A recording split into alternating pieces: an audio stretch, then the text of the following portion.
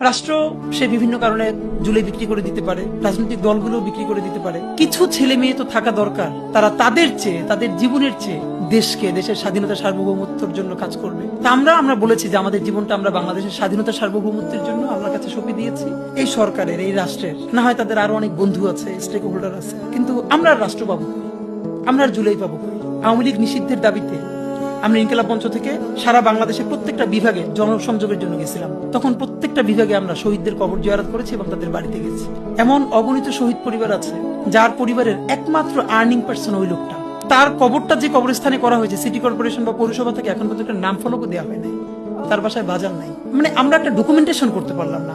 July foundation থেকে মানুষ কোটি কোটি টাকা দিতে চাইছে, আমরা সেই টাকাটা কাজে লাগাইতে পারলাম না।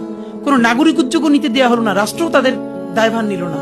1857 সিপাহী বিপ্লবে আমাদের পূর্বপুরুষদেরকে লাশ ঝুলাইয়া ফাঁসি দেওয়া হয়েছে তাদেরকে জগন্নাথ বিশ্ববিদ্যালয়ের সামনে, এবং লাশগুলো দিনের পর দিন রেখে দেওয়া হয়েছে যাতে মানুষের কোনোদিন ব্রিটিশদের বিরুদ্ধে আন্দোলন করার সাহস না পায়। আপনার কি মনে হয় এই জুলাইও যদি আমরা ইনসাফের রাষ্ট্র বানাইতে না পারি, ন্যূনতম মানবিক মূল্যবোধের রাষ্ট্র, আগামী 100 বছরে কি বাংলাদেশের মানুষ এই রাষ্ট্রের বাঁচাই দিকে আর জীবন দেওয়ার সাহস করবে?